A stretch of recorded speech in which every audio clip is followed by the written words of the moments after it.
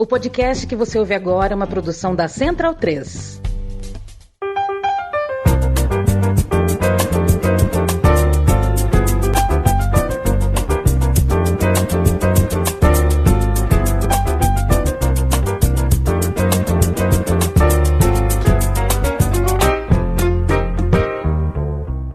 Muito boa noite, hoje é dia 5 de julho de 2024, me chamo Leandro Amin, estou ao lado de Matias Pinto, Bruno Bonsante, Felipe Lobo, quem sabe Pinto, Leandro Stein daqui a pouquinho, está ocupado, manda um abraço para ele e manda um abraço para você, amigo e amiga, que topa passar uma hora e pouco, talvez um pouquinho menos de uma hora, mas é mais ou menos esse o tempo do nosso papo.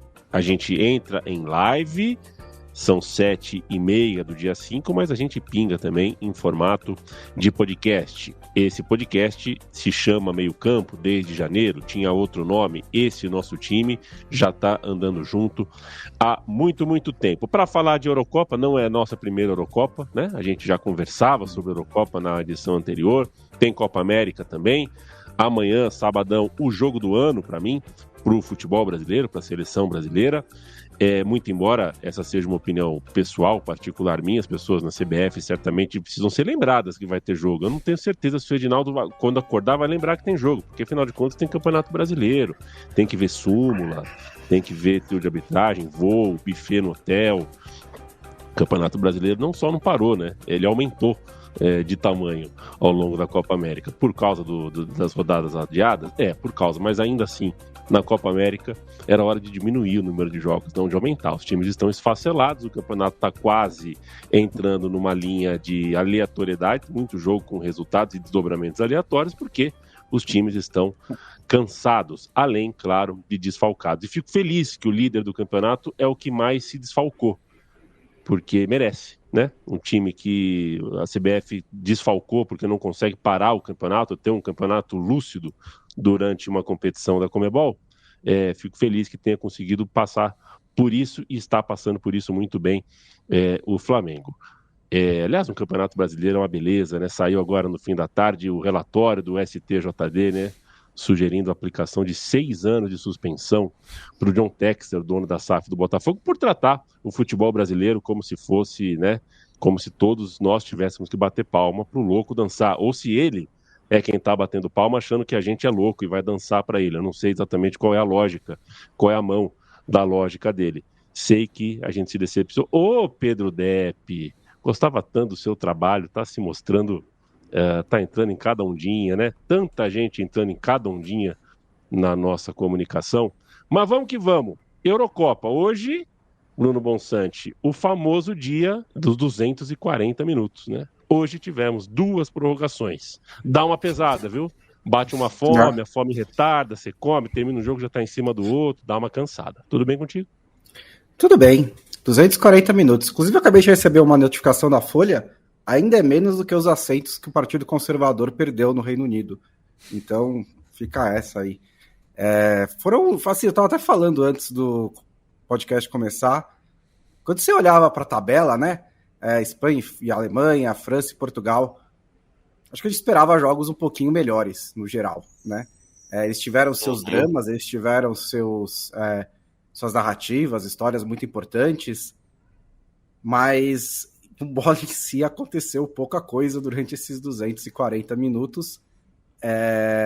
Eu não sei se não gosto de ficar fazendo tendências sempre que tem alguns jogos, né? Mas não é de hoje, né? Que a gente vê jogos entre grandes seleções e uma certa aversão ao risco, o que é até engraçado, né? Porque se você não corre risco nenhum durante 120 minutos, você vai ter que correr risco nos pênaltis, né? Que não são loteria, mas são arriscados. E como o Portugal viu, né? Também não sei de quem que foi a decisão de colocar um pênalti para o João Félix bater, né? Porque se a gente for eleger os 15 maiores pecho-frios dos últimos 10 anos, o João Félix está nessa lista com louvor, né? Não sei em que posição, mas está em algum lugar ali, né? Ele é não é mais... Inclusive, a transmissão chamou ele de grande promessa do futebol português, aí eu falei, nossa, promessa? Ele tá há tanto tempo por aí, né? Ele já tem 24 anos, né? Ele não é nem mais garoto, ele é um jovem, assim, jogador ali que devia estar atingindo o ápice do seu futebol, mas por diversos motivos ele não consegue, né? Não consegue se encontrar, não consegue achar uma casa em que realmente brilha. Ele é muito bom tecnicamente, né? Um jogador de excelente trato da bola, mas o mental dele não é o melhor de todos os tempos, né? E aí ele perdeu o pênalti e complicou um pouquinho a vida de Portugal. Mas assim, não foi um dia legal ainda de Eurocopa, mesmo que os jogos tenham Foi legal. decepcionado um pouco. Foi legal. Falando em mental, Bruno Bonsante, e o mental do Dibu e Matias Pinto? Boa noite. Cara, ele tem nervos de aço, assim, né? Tipo, é impressionante. Eu tava vendo aqui uma estatística, pela seleção argentina, ele já disputou 4 disputas de pênalti e saiu vencedor em todas, né? Agarrando no total 8 penalidades, ou seja, 2 em cada uma, né? Foi a semifinal da Copa América de 2021, as quartas de final da Copa do Mundo de 2022, a final da Copa do Mundo no mesmo ano e agora, né, as quartas de final da Copa América de 24, né? Enfim, sem falar, né, que ele entrou na mente também, né, do Ener Valencia, né, forçando o erro durante o jogo, né? Então já se torna aí, né, um dos personagens míticos assim, né, da trajetória da seleção argentina, né? Eu acho que já garantiu um espaço muito grande aí nesses mais de 120 anos da Albiceleste. E ele pega com a bola rolando também, né? Também. Não é que ele sim. Ele é especialista não é de só pênalti, especialista de é um pênalti, ótimo goleiro. Um ótimo goleiro. Reflexo, assim, impressionante. Vai pro choque também. É um grande personagem. Felipe Lobo, meu bruxo, muito boa noite. Acabou a carreira do Tony Kroos na tarde de hoje. Jogador especial que vai fazer 10 anos do 7-1, né? Então, o 7-1 foi um auge, né? O auge da carreira de qualquer um ali. Você não tem coisa muito melhor para contar do que um 7-1 numa semifinal de Copa do Mundo contra o Brasil no Brasil. Mas que belo epílogo foi a carreira dele depois do 7-1, né? 10 anos de muita coisa. Ele foi demais no Real Madrid nesses últimos 10 anos, cresceu demais, daria para jogar mais um pouco do ponto de vista técnico, físico, mental, mas resolveu parar. Ele parou, a Espanha segue, a seleção da Alemanha parou, a gente ainda vai falar um pouquinho mais sobre França e Portugal, claro. A gente tem um pênalti que faz muita gente. O que mais me incomoda no lance do pênalti no Cucurella, para mim, isso tem que ser pênalti. Mesmo lendo o que está discriminado pela UEFA, para mim a mão não está fechada o suficiente, Não. Nem atrás do corpo. Para mim é pênalti, de qualquer jeito. O braço movimenta. Para mim é pênalti de qualquer jeito, mas o que eu fico triste quando eu vejo seguidores, amigos, gente que a gente conversa sobre futebol, realmente chateado. Tem gente que fica realmente chateada por perceber que não entende mais a regra. E a gente tem que, às vezes, falar para a pessoa, cara, que tem a regra e tem a orientação. E a orientação muda. Assim como muda dentro do próprio país. O Campeonato Gaúcho é apitado de jeito diferente do que no Campeonato Carioca. E a regra é a mesma, mas muda a orientação. E, enfim, a gente tem que lidar com isso. O fato, Felipe Lobo, eu quero abrir contigo para saber o que é que só você viu de Alemanha e Espanha. A seleção da Alemanha teria esse pênalti, mas teve muita chance de empatar, conseguiu empatar, e depois que toma o gol quase no fim da prorrogação, ainda teve chance. E eu conto 2 chances de empatar o jogo e levar para os pênaltis mesmo assim, um cabeceio do Fulkrug que tirou tinta da trave. Isso significa que a Alemanha cai de pé? Salve a mim, salve todos os nossos amigos e amigas por aí. Acho que a Alemanha cai de pé, mas cai triste, né? De novo, eu acho que tem um certo ar de 2006, em 2006, assim, né? Com a Alemanha sediando a Copa, faz uma boa Copa com um técnico jovem. Acho que fez uma boa Eurocopa. E é difícil, né? Porque eu acho que a Espanha jogou menos do que jogou em outros jogos dessa Euro. E a Alemanha fez um bom jogo, mas isso não ameniza em nada, né? para os alemães ser eliminado desse jeito. É triste pelo Toni Kroos, né? Mas eu acho que também é um sinal de grandeza o que ele fez, né? A gente até já falou quando ele anunciou a decisão. Eu acho que exige muita grandeza você pensar e escolher a aposentadoria no momento que você é querido, que as pessoas querem que você continue. E eu lembro sempre, o Matias certamente lembra, né? Até porque nesse caso compartilhamos a arquibancada, mas o Raí falou uma coisa muito similar ao Toni Kroos, né? Quando o Raí se aposenta aos 34 anos no São Paulo, em 2000, ele diz, eu quero me aposentar justamente enquanto as pessoas querem que eu jogue. Porque eu acho que a tristeza para um jogador é quando ele quer jogar e as pessoas não querem mais que ele jogue. Então, seria eu acho o Cristiano Ronaldo, né? Cristiano Ronaldo na tá próxima chegando Euro, lá, por né? exemplo. Então, e eu acho que isso exige uma grandeza porque é difícil, né?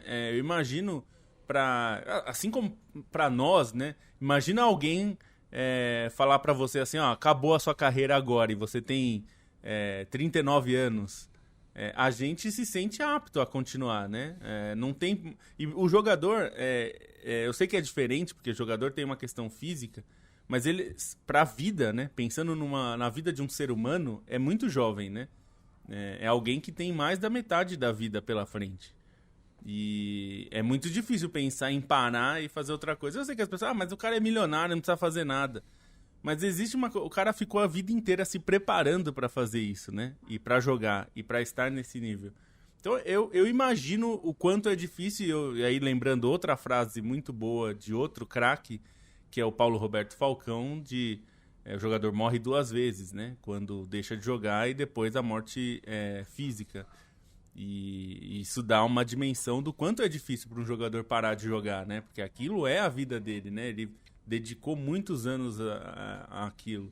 Então, por isso tudo, eu acho uma decisão corajosa do Toni Kroos e acho que tem que ser respeitada justamente por isso. Ele quer ser lembrado como esse cara que se aposentou, né, jogando no auge, ganhando uma Champions League, indo para uma Eurocopa em que ele fez um ótimo papel e deixou uma boa impressão. Mas eu também acho que nesse caso, assim, por algumas semanas talvez, depois vai passar, mas ele vai ficar com aquele gostinho que dava para ir mais longe. Justamente porque a Espanha não mostrou todo o seu arsenal. A Espanha pode jogar mais do que jogou, não apresentou tanto e deu chances para a Alemanha levar essa classificação. A gente falou bastante do Füllkrug ao longo essas semanas de Euro. E até antes, né, em datas FIFA, quando ele se tornou um protagonista, foi para a Copa, hoje eu achei que ele falhou. Ele teve a chance, né? Principalmente a última chance do jogo, foi uma bola no conforto de um centroavante como ele. Uma bola bem cruzada, na cabeça dele, ele estava com uma certa liberdade e ele mandou para fora. Claro, não estou dizendo que não pode falhar, né? Todo jogador... vai falhar, mas assim, era uma bola. Todo mundo muito erra, importante. já diria o samba. Todo mundo vai errar. Eu acho que dá uma sensação para a Alemanha de que poderia ir mais longe. E acho até que dá uma sensação diferente nesse caso em relação a 2006, embora as situações sejam semelhantes. Porque ali foi um jogo. Eu achei um jogo diferente, porque, primeiro, a Espanha, nesse caso, vinha jogando bem e não apresentou tudo isso. E naquele caso, a Itália jogou muito bem, fez um bom jogo, era uma Alemanha ainda inexperiente, muito jovem, né, de maneira geral. E essa não, né? Essa é uma Alemanha que já tem veteranos importantes como o Toni Kroos e mesmo o Müller que entrou. Então a Alemanha acho que sai com um gosto que daria para fazer mais e eu acho que é um gosto parecido com outro jogo também, viu, Yamin, que a gente vai falar. Diga lá. Eu ia te provocar sobre. Eu ia te provocar sobre Andrich e Wirtz no banco. Eu acho que a Alemanha precisava de alguém protegendo a zaga. O Andrich talvez tenha sido subestimado ao longo da competição. E acho que o Wirtz está jogando né? Ao longo da vida, talvez. E acho que não há discussão que o Wirtz é melhor do que o Sané. Eu acho que é uma questão de característica, né? Sim, acho que as características da seleção alemã, acho que a atuação da seleção alemã, não as características, a Alemanha melhorou com os dois no segundo tempo, e isso contrasta com o que a gente viu na hora da prorrogação, né? A Espanha sem Morata, sem Lamine Yamal e sem o Williams, porque os três saíram para tentar segurar o resultado. Eu acho que uma coisa ficou bem clara no segundo tempo, principalmente, a Espanha não estava conseguindo fazer aquela pressão, né, de abafar que nem fez contra a Itália, né? É uma questão física também, né? Um jogo que se estende, uma competição que se estende, depois entra na prorrogação, e aí sem essa pressão, né, a Espanha não tem muitos jogadores de características defensivas, né? Assim, que são especialistas nesse tipo de coisa. Ela é um time equilibrado, um time bom de defesa, mas mais na questão coletiva, né? Então, se a pressão baixa, acho que acaba pesando um pouco. Eu acho, assim, curioso que o Nagelsmann tenha se afastado ao longo da competição do esquema com os 3 meias, né, que a gente falava antes do começo da Eurocopa e que foi muito bem na estreia, né, com o Wirtz, o Havertz e o Musiala, né, ele tem entrado com o Sané, um cara que dá um pouco mais de profundidade e amplitude, que tem mais velocidade, né, tem um jogo mais vertical do que de um meio atacante como o Wirtz, mas eu também não acho que está sendo a decisão correta, né? O Wirtz é um jogador que também, assim, deve estar um pouco mais cansado que a média, né? Porque ele vem de uma temporada em que o Leverkusen jogou todos os jogos que poderia jogar e brigou até o fim para ser campeão invicto da Bundesliga, chegou nas finais e tal, então talvez seja pesando um pouco o físico. Mas quando ele fez o gol, eu pensei, né? Nossa, eu queria estar tendo o ano que o Wirtz está tendo, né? Porque tudo que aconteceu com o Leverkusen, ainda forçar uma prorrogação com a Alemanha, né, em casa, e naquele momento parecia que a Alemanha só precisava levar para a prorrogação para ganhar o jogo, porque a superioridade em quase todos os aspectos era da Alemanha, e não aconteceu, né? Mas assim, acho que tem essa questão do Füllkrug, ele teve as chances, né? E teve mais de uma até também, nem todas fáceis, e a cabeçada passou perto, então acontece, mas nesse tipo de jogo às vezes o que decide, né? O Merino também não teve uma cabeçada das mais fáceis, mas embora ele estivesse bem livre, né? Mas o que ele faz com o corpo dele, né? O jeito como ele se mexe para se colocar na posição certa, e depois do gesto técnico da cabeçada, ali também foi uma jogada de dificuldade alta, e ele fez o gol nos minutos finais. Eu acho que não é nada... Acho que ninguém sai mal nesse jogo, né? Acho que assim, a Espanha não apresentou o mesmo futebol que a gente vinha vendo durante a Eurocopa, mas eu acho que isso acontece em mata-mata, né? Acho que o importante é que passou e vai ter mais uma chance de atingir aquele nível. É muito difícil manter um nível altíssimo a competição inteira. A Espanha, campeã do mundo, se arrastou durante boa parte da Copa do Mundo também, né? Depois, 2 anos depois, na Euro, também a mesma coisa. E encaixou na hora certa o jogo contra a Itália em 2012. Então, essa Espanha tem potencial para chegar na semifinal contra a França e subir de nível. E nem vai precisar subir tanto assim. E acho que a Alemanha, o grande mérito é que o Nagelsmann conseguiu montar uma seleção competente e competitiva, né? Ele teve pouco tempo para trabalhar, ele é um excelente treinador, e perto do que a Alemanha foi na última Copa, na última Euro, na última Copa, desde do 7-1, né? A gente amaldiçoou a seleção alemã naquela tarde no Mineirão, porque os últimos 10 anos a seleção alemã não foram bons. E acho que é bom ter a perspectiva, né, de que a Alemanha, um ano antes, alguns meses antes da Eurocopa começar, estava com medo de passar vexame em casa, né? E era uma possibilidade absolutamente real que isso acontecesse.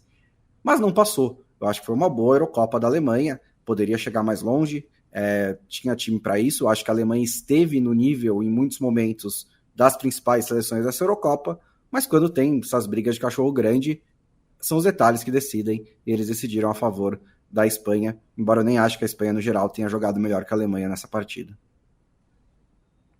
Acho que não jogou mesmo. Não jogou, mas para mim, continua sendo o time da Euro até aqui, em futebol jogado, pelo menos no total, e eu fico muito curioso para ver agora esse embate entre França e Espanha, justamente por isso. A Espanha é uma seleção de bom futebol, de boas jogadas e tudo mais, ainda que não tenha apresentado tanto contra a Alemanha, e a França é um time competitivo, que não apresenta muita coisa além disso, né? É um time muito competitivo. Eu até brinquei no Twitter que a França é o minimalismo futebolístico. Ela faz realmente o mínimo possível para passar. Não gasta nada. O Bonsa até falou, o time não faz gols, né? Não tem gols esse time. Tem um gol de pênalti. Então, é um time que tem muita dificuldade. Então, é algo para se ver como que esse encaixe vai acontecer. Até porque a Espanha, diferente de outras Espanhas mais monótonas, né? E como a Copa de 2010, né? A campeã do mundo, essa Espanha não fica trocando passes à toa, né? Ela é mais vertical, né? Ela é bem mais vertical por causa dos seus pontas, principalmente, né? Por causa de Yamal e por causa do Williams. Do Nico Williams. E acho que até um pouco por causa do Morata. O Morata dá alguma mobilidade. Uma profundidade também, né? Joga mais como referência, né? Troca de passes, abre espaços. E agora perdeu um pouco com o Pedri. Mas eu acho que o Dani Olmo ajuda mais ainda nisso. Porque o Dani Olmo é até um jogador mais incisivo. É um jogador menos de controle de jogo, de passe, de ficar segurando a bola.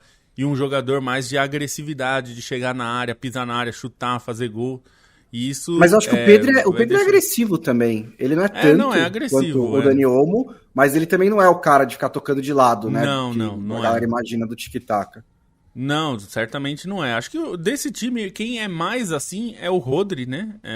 Dos jogadores de meio campo, porque mesmo o Fabián Ruiz não é exatamente um jogador de troca de passes paciente, né? Essa paciência que a gente já se acostumou a ver no tic-tac espanhol, né? E que até é bom lembrar, né? O Guardiola diz que ele não gosta, né? Ele já falava isso na época que o tic-tac muitas vezes é associado, e ele odeia que se associe isso a ele porque ele acha que precisa de objetividade e tal.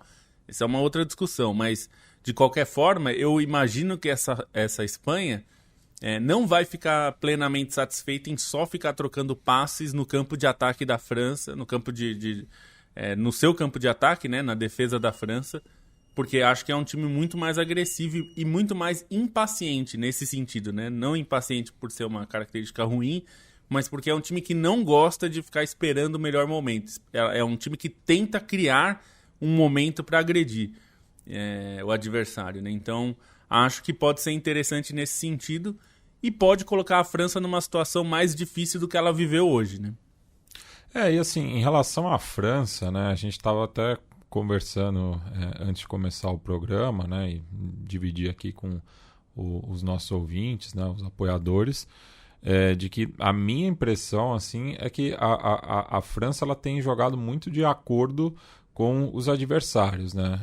A França está assim, numa preguiça, assim, porque ela tem realmente, eu acho que o elenco mais qualificado dessa Eurocopa, é muito próximo também, né, de Portugal e Espanha, que por coincidência são os adversários na sequência, mas mesmo hoje contra Portugal, assim, eu acho que a França não tinha muito essa urgência, assim, né? Acho que parecia que se fosse para os pênaltis também dava na mesma, assim. Eu acho que Portugal acho que foi mais incisivo, mas faltou qualidade, né? Eu acho que dos dois lados, né? Os dois times criaram oportunidades, mas faltou um pouco mais de capricho nas finalizações, mas a França está jogando assim até com uma soberba, arrisco dizer, assim. Não acho que isso é possível. Você acha que isso combina com os franceses, assim, soberba? Eu acho que não, né? Enfim, mas essa seleção francesa tá pagando um pouco por isso. E eu acho que é um reflexo também, assim, né, e a gente já comentou isso em outras oportunidades, né? Dessa longevidade do Deschamps, né? Que eu acho, por exemplo, que o Deschamps já não consegue mais extrair nada desse elenco, né? Dado o patamar, né, que se colocou, né? Porque chegou nas finais, né, de 3 das 4 grandes competições que jogou, né? Então fica até difícil a motivação, né? Porque é algo também que eu sempre repito, né? Que mais difícil do que chegar no topo é se manter, né? Porque depois que o time é campeão, tipo, convencer esses jogadores, né, de reestabelecer esse objetivo é o mais complicado. A França, assim, a França tem alguns problemas de peças, o que é estranho falar disso do elenco mais qualificado do mundo. Mas, assim, quando você olha para o ataque da França, é uma Euro que o Griezmann, por exemplo, que a gente não cansou de elogiar em grandes competições, não está fazendo uma grande Eurocopa, né? Não está fazendo uma Euro do nível que fez a Euro passada, a Copa do Mundo passada, a Copa do Mundo anterior. Então tem isso daí. E ele é um cara que é muito importante para fazer toda a movimentação de bola da França. O Mbappé tá claramente incomodado com a porra da máscara, né? A máscara é um saco. Ninguém gosta de jogar de máscara. Ele precisa usar, tem que proteger e tudo mais. Não tem muita opção pro Mbappé, mas aconteceu esse acidente e agora ele tem que jogar a Eurocopa de máscara e isso prejudica um pouco. Essa França, na Copa de 2018, se encaixou quando entrou o Giroud no ataque. Antes disso, a França estava extremamente travada, bem parecida com essa daqui. O Giroud entrou e destravou tudo. Você não tem mais esse Giroud. O Giroud já faz 6 anos, ele já era veterano naquela época. Eu imaginava que o Kolo Muani poderia ser um Giroud 2.0, porque ele é jogador tecnicamente melhor e tem também características de combinação, de sair da área, de blá blá blá. Ele não está conseguindo fazer isso na França. E aí você tem o Marcus Thuram, que entra em alguns jogos, o Deschamps aposta e não aposta. Então, tá difícil, né, encontrar a formação ideal do ataque da França. Tanto que nesse jogo, o Deschamps simplesmente chutou o balde, né? Falou, eu vou entrar com Tchouaméni, Camavinga e Kanté no meio campo, e eu não tô nem aí, não quero nem saber. Eu tô há 10 anos nesse cargo, então eu vou fazer o que eu quiser. E entrou com um meio-campo assim, que tem qualidade, né? Nenhum desses caras são cabeças de bagre, mas nenhum deles é jogador de criação, né? Como principal característica. Até o Kanté carrega bastante a bola, o Tchouaméni, o Camavinga tem jogo aéreo, tem chute de fora da área, mas nenhum é muito criador. E esse é um time da França que durante muito tempo, né? Ele foi formado assim com jogadores meio híbridos, né? Que você tinha 3 no meio campo, mas você tinha o Matuidi subindo, porque ele dava bastante chegada, você tinha o Rabiot sendo esse terceiro homem, às vezes o Deschamps jogava um 4-2-3-1 com o Mbappé numa ponta e o Dembélé na outra, e também o Dembélé não está fazendo uma grande Euro, ficou no banco de reservas, então acho que a França, além de tudo, né, além do provável blasé da francesa, além de um estilo avesso a riscos do Deschamps, acho que também está tendo algumas coisas de jogadores individualmente, né? De problemas individuais de jogadores e de não conseguir encaixar o melhor time. Se o Deschamps não consegue, o cara tá lá há 12 anos, né? Aí é um negócio realmente pra você falar, Deschamps, você devia ter esse elenco na mão já, né? Você devia saber como mexer em todas essas peças, porque você tá aqui desde sempre. Mas a França vai ter que fazer um gol em algum momento, né? Acho que não é possível que vai chegar na final ou ser campeã com 3 gols, 2 contras e um de pênalti, né? Alguma hora esse ataque vai ter que aparecer, vai ter que destravar, porque senão, não sei se vai conseguir competir com a Espanha, né? Que vai abafar, que vai, né, pressionar bastante a França, talvez dê espaços para contra-ataque, talvez o estilo de jogo da Espanha, quando a pressão falhar ali, abra espaço para o Mbappé correr, talvez seja um jogo para entrar com o Dembélé, para aproveitar esses corredores, mas é uma França que ótima na defesa, claro, não, acho que sofreu um gol na Euro inteira também de pênalti, então show, mas que não faz gol, então uma hora vai ter que fazer. Vai mandar um abraço pro Giovanni Lima Montenegro, Gabriel Rodrigues, Barcola, poderia ser titular? Barcola ou Barcolá, né? Para mim é Barcola, porque, pô, eu acho que é o futuro, mas ainda não é o momento. Eu achei até que, enfim, conhecendo como a gente conhece o Deschamps, ele tirar o Thuram do time já foi algo que eu fiquei surpreso. Ainda mais colocar o Barcola no time. Cauê Nunes, um abraço para você. Nico Rodrigues sempre presente. O Péricles da Costa. Portugal jogou 2 prorrogações em 5 dias, enquanto a Suíça terá 7 dias de intervalo entre seus jogos. Informação de Péricles. Cansa, viu? Musculatura cansa. De fato, isso pode fazer lá a sua diferença. Pedro dos Santos, Leonardo Bortoluzzi, Gabriel Rodrigues, Urânio Paes, Cecília Madeira, um abraço para você. Rafael Montanaro também, que pergunta se o James seria a versão sul-americana do Bale. Acho que não, assim, eu entendi o que você quer dizer, né? Clube, seleção, tal, mas é que o Bale, se tem uma coisa que ele é veloz. O James, se tem uma coisa que ele não é veloz. Tirando isso, dá para comparar um monte de eu acho que joga também muito bola. Joga muito. Também dá para comparar que os dois, digamos assim, abriram mão da carreira de clubes, né? Jogaram pro alto anos antes de se aposentar, né? O Rames está nessa aí com o São Paulo, mas mesmo antes, assim, né? Olympiacos ali, indo para cá, indo para lá. É que o Bale fez isso com o Real Madrid, né? E o Bale fez isso com o Real Madrid, né? Ficou. Assim, também dizer, ficou 5 anos no banco, não é verdade. Ele entrava, jogava e tal, mas ele não estava no mesmo nível, ele não estava tão comprometido. Passou um ano emprestado pro Tottenham e o último ano do contrato ele praticamente não jogou. O futebol é maravilhoso também por isso. Um jogador do nível do James Rodrigues, e ele joga pra cacete, ele pode ser preterido num time em detrimento do Wellington Rato, e isso fazer sentido, isso ser correto. Sim. Isso é uma loucura, cara. Isso é uma loucura. O futebol é fantástico também por isso. O Alisson falar faz mais falta pro São Paulo do que o Rames. Só antes da gente terminar a Eurocopa, rapidinho, porque eu quero deixar... Isso está me incomodando o negócio. Você falou do negócio da mão lá, e acho que a gente por favor, não aprofundou tanto, mas assim... Quando você dá uma regra em que a mão do Anderson é pênalti e a mão do Cucurella não então, assim, não importa, assim, dizer, tecnicamente acertou, mas não acertou, não tá certo isso, não tá certo, não está certo. Não importa, assim, a gente pode até entrar em questões de procedimento, porque talvez o Füllkrug estivesse impedido, e aí o semiautomático pegou, mas o Sport TV disse que não apareceu nenhuma revisão, então, sei lá. Mas também não está claro o impedimento do Füllkrug ali. Pode ser que tenha sido por isso. Eu espero que em certo momento isso seja esclarecido. Porque até agora o público está no escuro também. Está no escuro, porque a transmissão não mostrou o Füllkrug impedido para deixar claro que era por causa disso. E aí eu acho que não dá também para, antes de uma competição começar, a UEFA simplesmente chegar lá e falar, olha, aqui nesse campeonato, nesses 64 jogos ou 48 jogos, vai ser desse jeito, tá? Vocês estão apitando de outro e agora vai ser assim, porque essa é a minha orientação.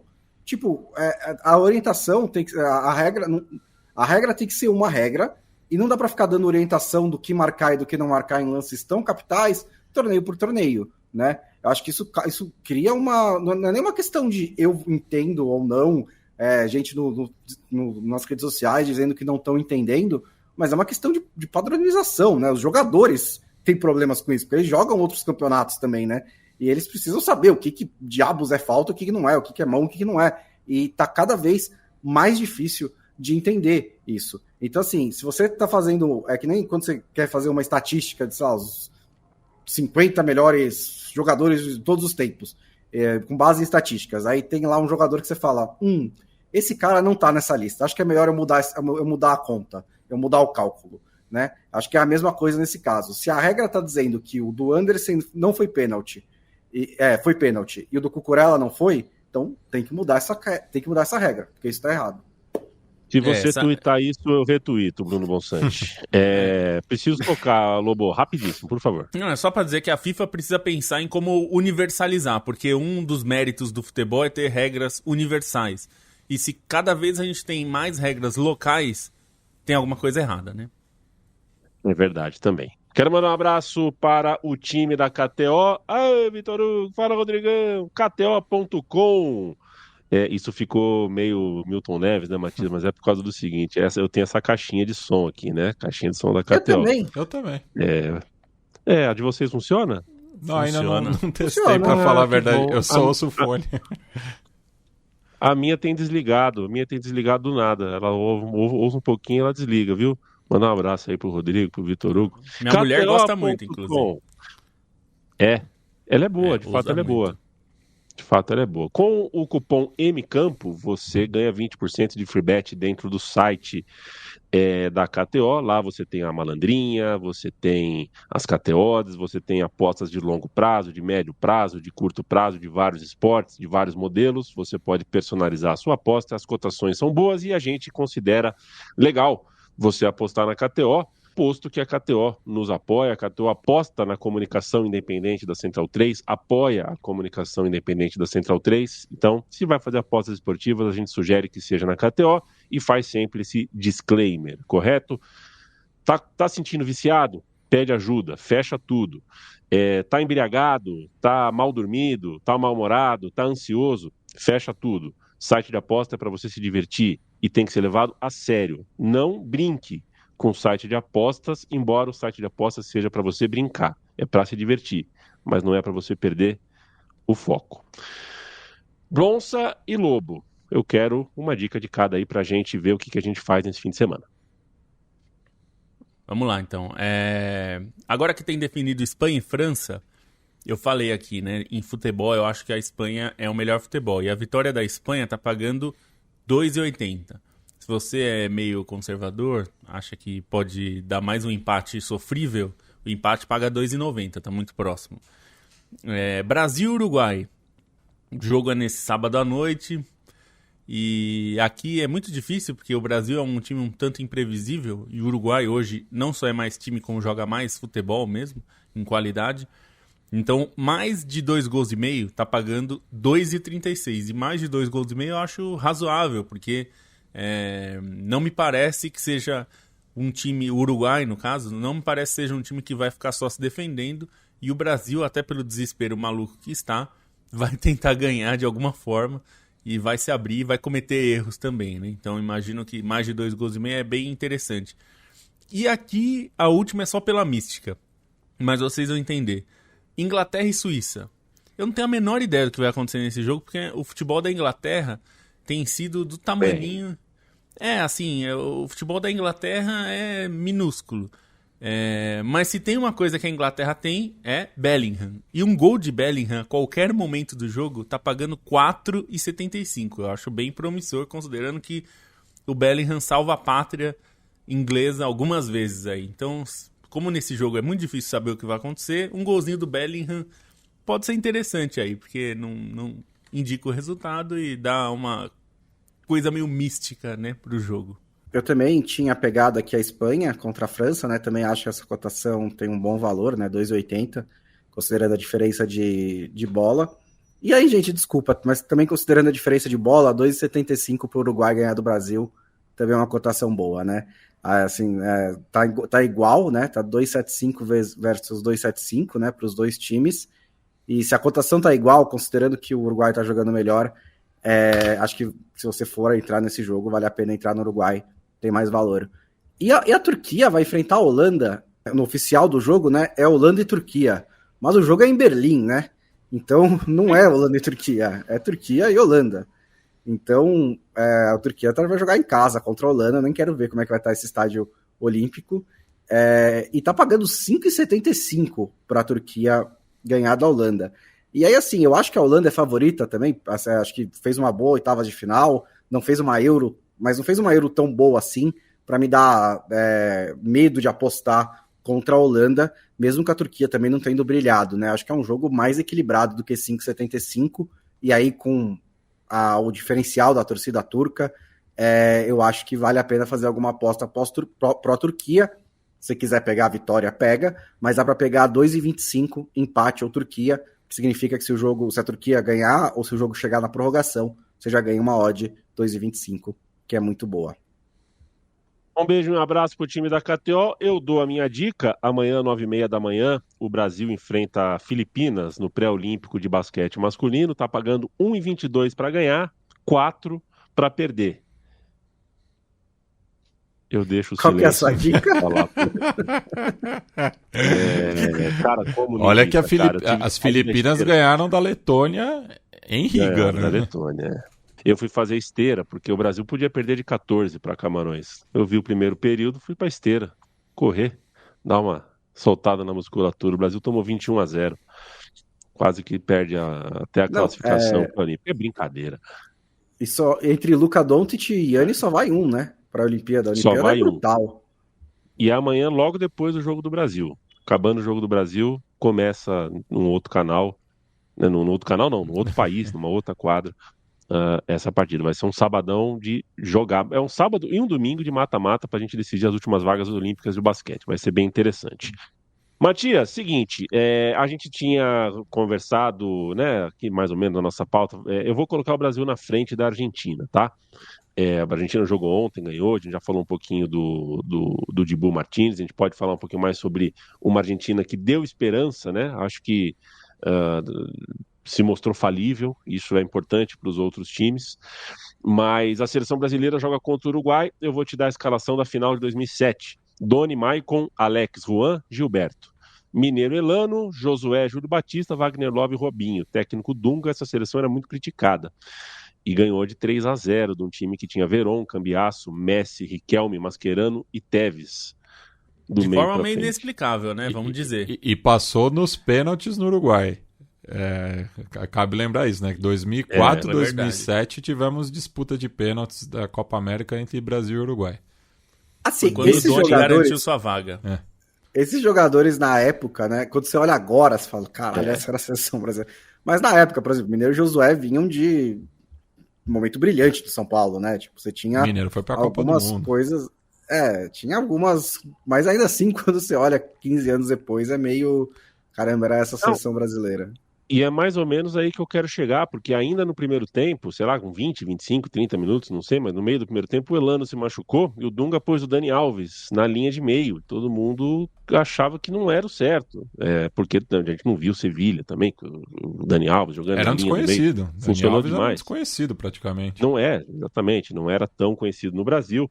O fato é que o Brasil ganhou aquele jogo. Eu recordo aquele jogo, trago aquele jogo para hoje, para dizer que times que não estão prontos precisam crescer em grandes ocasiões, em grandes jogos.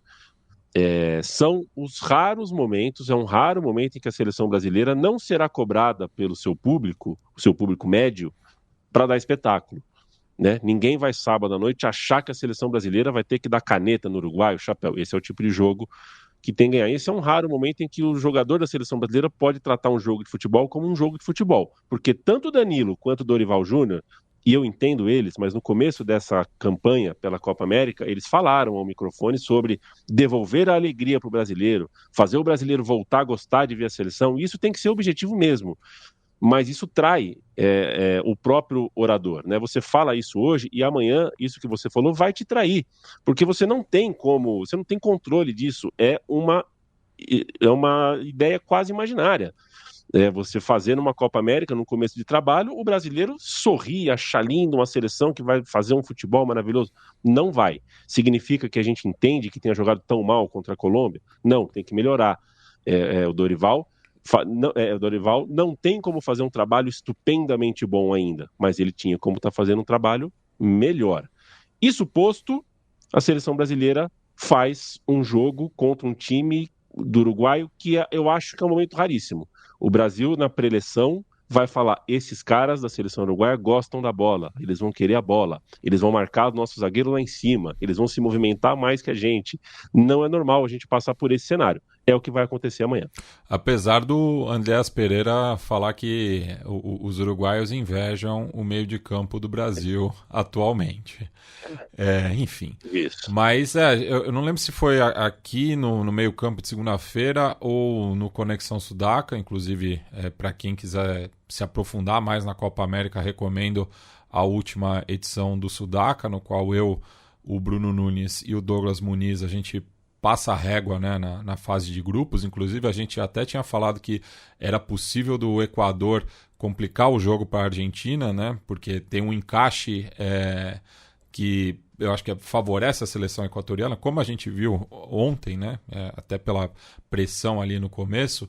Mas falando de Brasil e Uruguai, são raras oportunidades, né, nos últimos 50 anos no qual o Uruguai entra num jogo com um favoritismo diante do Brasil.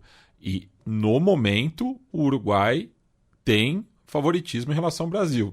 Discutir o tamanho desse favoritismo acho que é outra coisa, porque é sempre um clássico bastante disputado. Mas o momento da seleção uruguaia, comandada pelo Marcelo Bielsa, é melhor do que a brasileira, até porque já é um trabalho que tem mais tempo, né?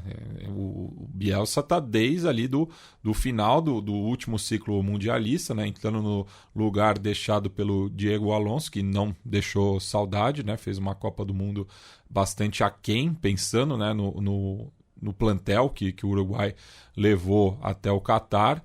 E o Bielsa conseguiu, né, dar uma cara para esse time, abriu mão de algumas das suas convicções, né, e soube entender o momento, até porque no caso uruguaio, apesar de ter, né, esse plantel qualificado, não tem muitas opções, né, então tem que trabalhar com aqueles jogadores ali que estão despontando, né, e essa é uma seleção que, tirando algumas exceções, né, ela não está presente em grandes centros do futebol, né, e isso também foi bastante discutido, né, que tem muitos jogadores que atuam atualmente no futebol brasileiro, no futebol mexicano.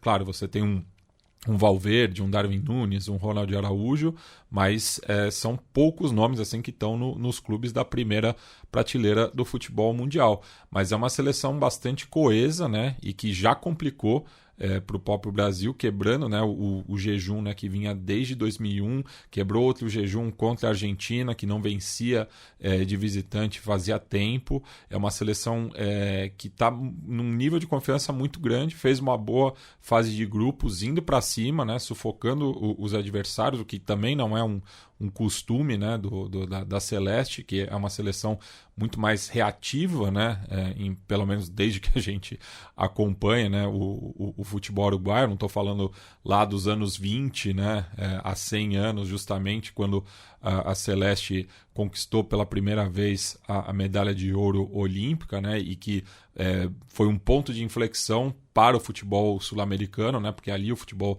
sul-americano mostrava um protagonismo diante dos europeus. Mas eu acho que o momento da seleção uruguaia é muito favorável diante da seleção brasileira, que está desfalcada, né, do seu principal jogador. Vinícius Júnior tomou o segundo cartão amarelo de forma até besta, né, contra a Colômbia, né, metade do primeiro tempo, no campo de ataque, num lance que, enfim, não ia trazer grandes consequências para o Brasil. E agora, né, o Dorival vai largar um pouco a teimosia dele, né? Vai começar com o Endrick de titular, que mostrou, né, serviço nos amistosos, sempre saindo do banco. Vai ter agora essa oportunidade, já que também é bastante requerido, né, essa titularidade, até pelo momento da carreira dele, né, sendo contratado pelo Real Madrid. Mas, enfim, no fim das contas, vou ficar bem em cima do muro, né? Eu acho que a possibilidade da gente ter uma disputa de pênaltis entre Brasil e Uruguai, como em 2004, 2007, é muito grande. Eu acho uma coisa interessante é que contra a Colômbia, eu já tive essa sensação e eu acho que eu vou ter de novo se isso acontecer contra o Uruguai, que é ver a Colômbia jogando melhor que o Brasil e pensar, tá certo, é o que deveria acontecer nesse jogo mesmo. O que historicamente, né, é um negócio raro e estranho para o Brasil, mas nesse momento é o que está acontecendo, é a realidade, né? A Colômbia é um time melhor do que o Brasil e o Uruguai, nesta Copa América, está sendo, né? Acho que também a Colômbia já vem com um negócio mais sólido, acho que eu não quero ampliar tanto assim com o Uruguai, mas nesta Copa América está sendo. Então, quando os dois times se enfrentam, eu também espero que o Uruguai leve vantagem. A entrada do Endrick eu acho que é boa, até porque para explorar espaços que o Uruguai pode deixar, né? Um time que gosta de ficar com a bola, que gosta de pressionar, gosta de subir e tal. acho que é bom você ter um Endrick na frente, que é um jogador que tem uma boa arrancada. Só que eu não tiraria, só que eu não o colocaria no lugar do Vini Júnior, né? Eu não sei se eu gosto de você ter o Endrick como essa flecha e os dois pontas sendo o Rodrigo e o Rafinha, né? Os dois, nenhum deles também são... o Rodrigo é um cara que também cai mais pro meio, o Rafinha também é o que corta para a perna esquerda, o Rodrigo centraliza bastante, mais como meio atacante, saindo da esquerda, né? Eu tentaria, sem o Vinícius Júnior, eu tentaria dar um jeito de enfiar o Martinelli nesse time também. Eu acho que o Martinelli poderia ser uma válvula de escape muito importante para pegar o Uruguai no contrapé, e aí você pode colocar o Endrick na frente e ver quem que você coloca na direita. Não sou contra a escalação do Endrick, mas eu acho que seria interessante você ter um pouco mais de velocidade no ataque do Brasil, porque é onde vai estar, acho que a vantagem do Brasil, né? No resto eu não consigo ver aonde que está a vantagem do Brasil, né? No ponto coletivo e até no ponto individual, né? A gente não chegou a ter essa conversa, né? Porque o timing, mas o meio-campo da seleção brasileira foi bastante discutido essa semana, né? Porque os jogadores da Premier League não estão conseguindo e tal. Acho que tem duas coisas aí, né? A primeira é que, os caras são jogadores da Premier League, mas eles não estão entre os 10 melhores jogadores da Premier League, nem entre os 30, né? Acho que o Bruno talvez esteja ali entre os 30, 35, 40, mas o Douglas Luiz, que agora tá no Juventus, um pouco mais para trás, e o João Gomes mais para trás ainda.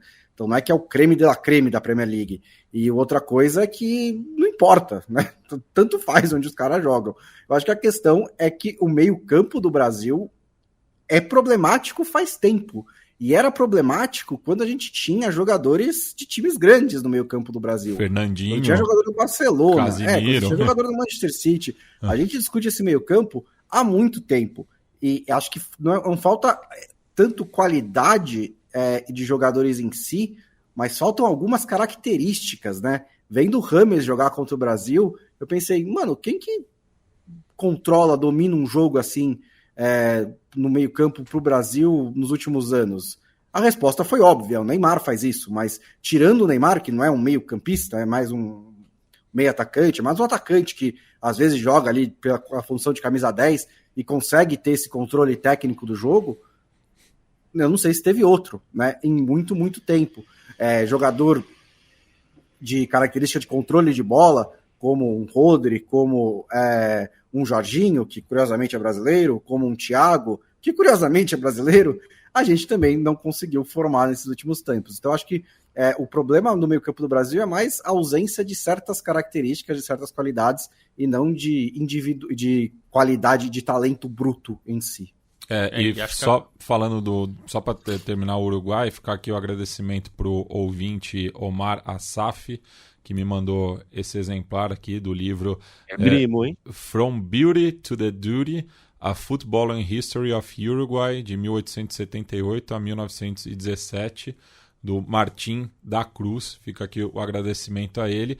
E fica o convite também, né, para os ouvintes que quiserem saber das eleições primárias no Uruguai, acessarem um texto meu no Intercept. Agora eu sou colunista, né, do site. A cada 15 dias vou falar lá principalmente, né, de política latino-americana. Então falei um pouco das eleições primárias que tiveram no último final de semana no Paisito. Para dizer que essa coisa do meio-campo, eu acho que tem um problema de encaixe, né? Pensando no de agora, né? A gente tá com esse problema, como o Bonsa falou bem há algum tempo, mas esse especificamente de João Gomes e Bruno Guimarães, eu acho que não tem funcionado tão bem. Eu pensaria, eu já tinha falado isso antes da Copa América, eu pensaria no Douglas Luiz entrando nesse time. Acho que ele dá um outro tipo de característica. Eu acho que o Bruno Guimarães não tem conseguido jogar tão bem. E ele tem sido um jogador de fazer muitas faltas e criar muito pouco. Eu entendo que é uma fase, ele é um jogador melhor do que isso que ele está mostrando, mas ele não está jogando bem, né? Então acho que essa é uma primeira questão. Outra questão é que eu já começo a ter dúvidas se o Paquetá, embora eu acho que ele é o nosso jogador mais importante em termos de característica, ele não está entregando. Eu não sei se é por uma questão emocional, mental, enfim, porque ele vive um momento... se a gente sabe, ele também sabe que pode ser a última competição que ele jogue, ou pelo menos pela seleção brasileira. Eu não sei o quanto isso mexe. Também tem uma questão de que ele está jogando numa posição ligeiramente diferente do que ele jogou na Copa. Na Copa ele jogou mais recuado, mas também não acho que é a função ideal para ele ali. E eu penso que talvez o Andréas Pereira poderia entrar. Um ponto que vai ser crucial para mim nesse duelo com o Uruguai é o meio-campo, porque o meio-campo uruguaio está moendo os adversários. Federico Valverde comanda o meio-campo. O Ugarte o Ugarte, cão de guarda, tá louco. O Ugarte é um jogador daqueles limpa-trilhos, mas que não só sabe desarmar, ele tem qualidade com a bola também, ele sabe iniciar jogadas, e não é... Mas ele é um limpa-trilhos, assim, defensivamente muito bom. Federico Valverde é muito bom. Se a gente lembrar que o Nantes tem jogado de lateral direito, mas é um meio-campista de origem, e muitas vezes o Uruguai do Bielsa faz algo que o Brasil fazia muito, que é o lateral se tornar um meio-campista quando o time tem a bola, para criar superioridade numérica ali. Então a gente tem que pensar como é que vai enfrentar esse modelo uruguaio. E o Endrick, para finalizar, é um absurdo que ele não tenha sido titular até agora. Eu acho que não... Eu entendo que... Um erro pode ser fatal. Eu não...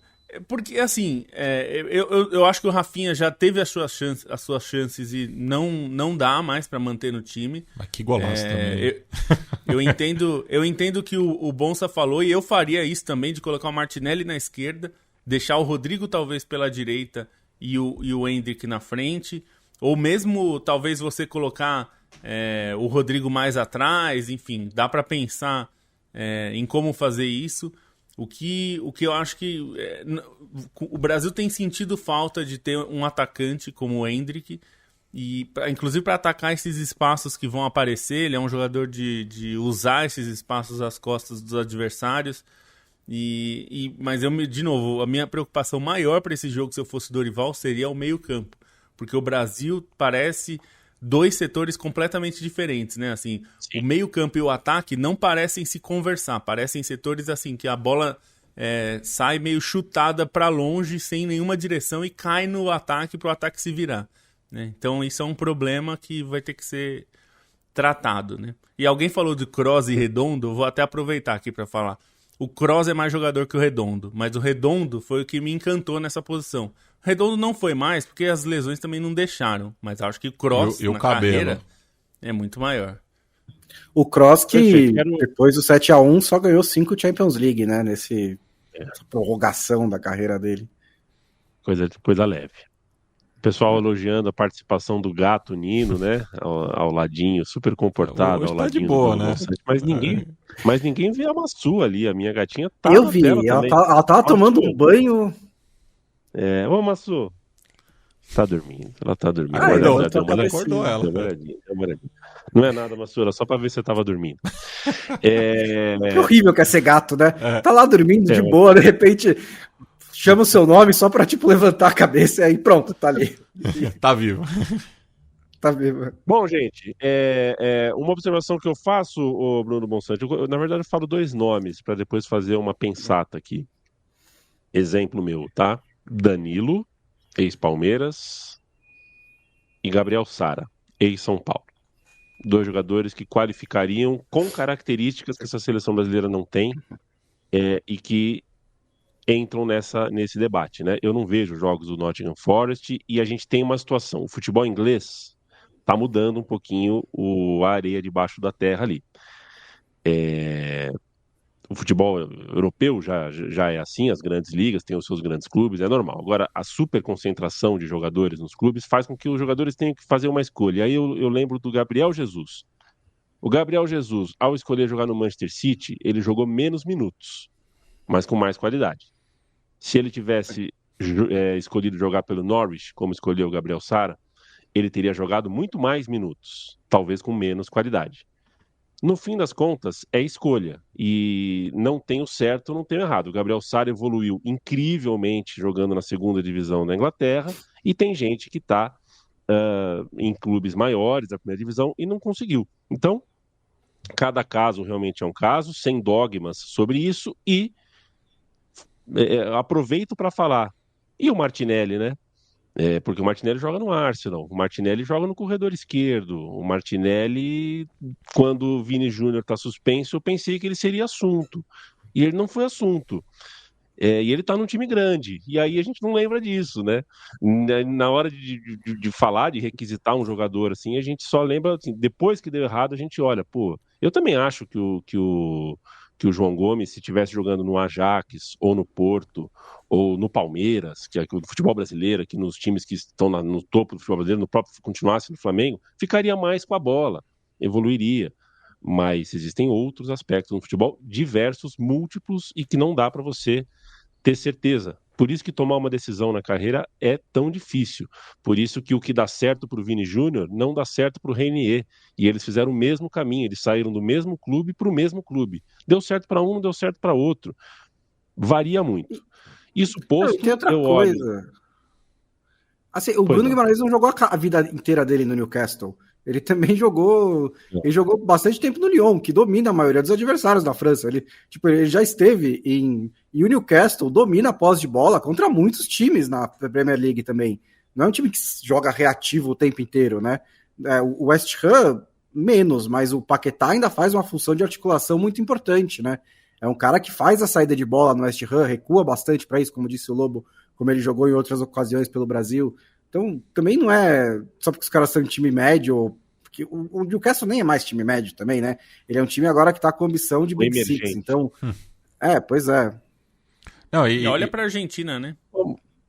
Eu me alonguei aqui, até estourei o tempo que eu mesmo insisto em cumprir, peço desculpas, mas é porque, de fato... E esse é um assunto, é um assunto bem legal, porque é o tipo de assunto preferido que eu tenho, porque é um assunto que não tem... não tem um limiar entre o certo e o errado, né? Não existe um convencimento a se fazer. A gente está nadando no mar aberto. Não, mas desde que sem dogmas. E a mim só, eu tava pensando, né, enquanto você falava do caso do Gabriel Sara, se o pessoal já faz um barulho por conta dos clubes da segunda página da Premier League, imagina se o Dorival convoca um jogador que joga Championship, né? É verdade, mas a gente vai em breve, e eu imagino, na minha cabeça, a seleção do Brasil de 1930 vai ser melhor do que a de 26, porque a molecada está saindo aí, a gente sabe se o Estevão vai jogar no primeiro ano de Chelsea, em que lugar vai jogar o Endrick no primeiro ano de Real Madrid, e o Moscardo vai jogar no primeiro ano de Paris Saint-Germain, e o fulano, e o ciclano, e o Juquinho, e o Zequinha, a gente tem vários jogadores e os caminhos são difíceis. E o Vitor Roque, o primeiro ano de Barcelona, não rolou, como é que vai ser o próximo ano? O Estevão vai provavelmente jogar de ponta esquerda do Estrasburgo, né? Ponta direita do Estrasburgo, né?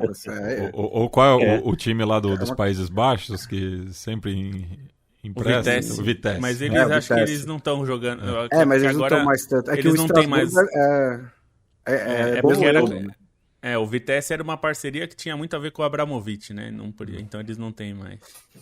Como eu preferiria, eu olho o Murilo do Nottingham Forest, eu acho que é o futuro, já quase presente. Eu olho o Bremer, ele já é o presente. Eu vejo o Brasil com uma zaga muito forte, mas se dependesse de mim, o Beraldo não seria jogador do Paris Saint-Germain. Acho que é um campeonato que ali no Paris Saint-Germain, sabe, ser zagueiro no Paris Saint-Germain deve ser uma delícia, né? Na maior parte do tempo do ano ali, eu preferia um outro tipo de desafio. Mas cada caso é um caso, a gente só está conjecturando. Mas eu acho que... Certo? Mas que é um ponto interessante mesmo, porque essa mania que os clubes... Porque os clubes mais ricos, eles descobriram que é mais barato você contratar o garoto com 17 anos, né? E ver se contratar 10, se 2 derem certo, que nem o Vinícius e o Rodrigo... Já valeu, né? Já pagou. Então isso que eles estão fazendo no geral. Só que isso é arriscado para o desenvolvimento dos jogadores, né? Porque é isso, você chega com um adolescente no Chelsea e a concorrência é alta, você tem que... Não sabe se você vai jogar, quanto você vai jogar, é emprestado para cá, é emprestado para lá... E é lógico que, no geral, isso vai atrapalhar mais o Brasil, porque o Brasil tem uma formação de garotos de 16, 17 anos talentosos gigantesca do que outros países, né? Pode ser que atrapalhe mais. Então, acho que esse é um ponto bastante interessante. Beijo, Lobo. Beijo. Não, só pra dizer, a Argentina vive um problema similar, né? Você falou do o Gabriel Jesus, o Julián Álvares foi pro mesmo Manchester City para usar a mesma camisa 9 que o Gabriel Jesus usava e vive o mesmo problema, né? Ele é um reserva útil, joga com qualidade quando entra, mas ele é mais reserva do que Estagnou, titular. né? É mais reserva do que titular. O Lautaro Martinez foi para uma Inter que não era a Inter de agora, era uma Inter que estava terrível, assim, era um time grande da Itália, mas numa má fase, mas foi para ser o cara, né? E se tornou o cara. Eu sempre digo que o Lautaro é o que o Gabigol quis ser e não conseguiu. Em termos de Itália, tá? Em futebol internacional. Ele chegou numa Inter bagunçada e pegou a camisa e falou, daqui que eu vou jogar. E jogou e se dedicou, e enfim. E ele se tornou o que é. Então é diferente, né? São jogadores diferentes. E olha que o Julián Álvares já ganhou tudo que ele podia ganhar, né? Todos os títulos possíveis. Mas talvez o Lautaro, como jogador, tenha precisado se desenvolver mais numa liga que a Inter não era dominante como é agora, se tornou também por causa do Lautaro. Enfim, são questões complexas. O Depou é um reserva do Atlético de Madrid, né? Um reserva que até tem jogado pouco, né? Se a gente pensar. E é um jogador crucial.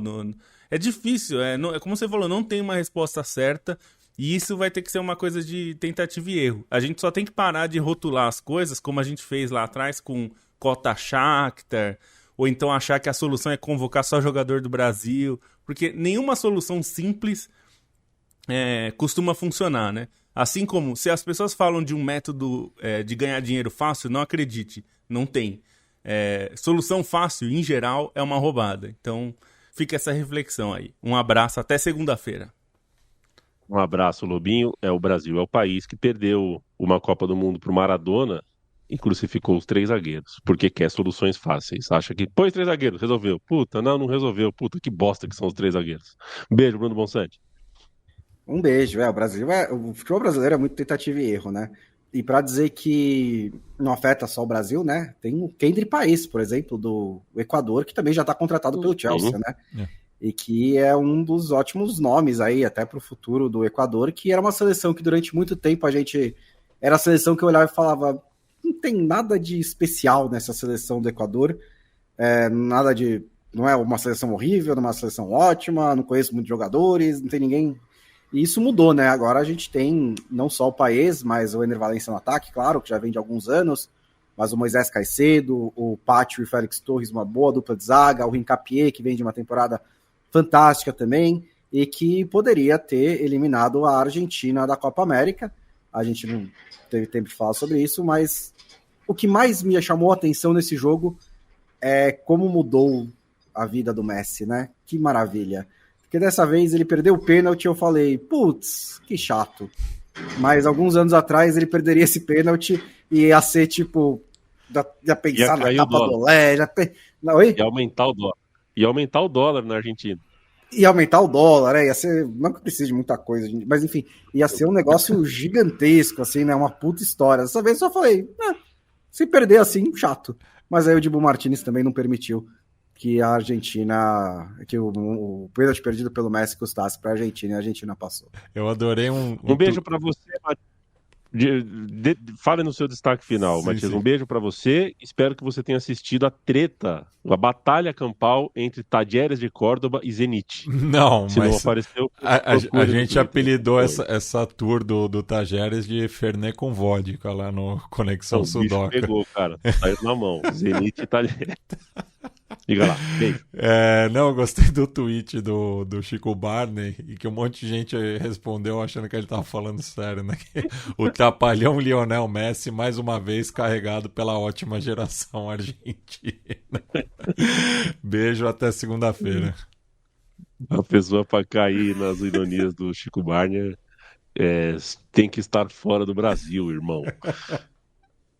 Acompanhe a gente nas redes sociais, siga e se torne membro, se possível for, do nosso canal, do canal Meio Campo. Siga os trabalhos pessoais de Felipe Lobo, com o seu canal de games, com o Bruno Bonsante, com o seu canal de Futebol Manager, a coluna nova do Matias Pinto no Intercept.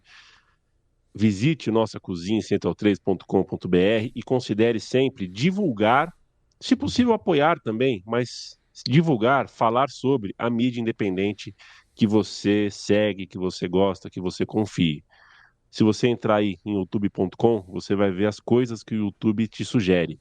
Não são as coisas que você quer assistir de verdade. E não são as equipes de comunicação independente que mereciam estar na sua home. Quanto mais você falar, quanto mais você divulgar, mais você ajuda a gente e mais se ajuda também, porque depender do algoritmo é roubada. Beijo.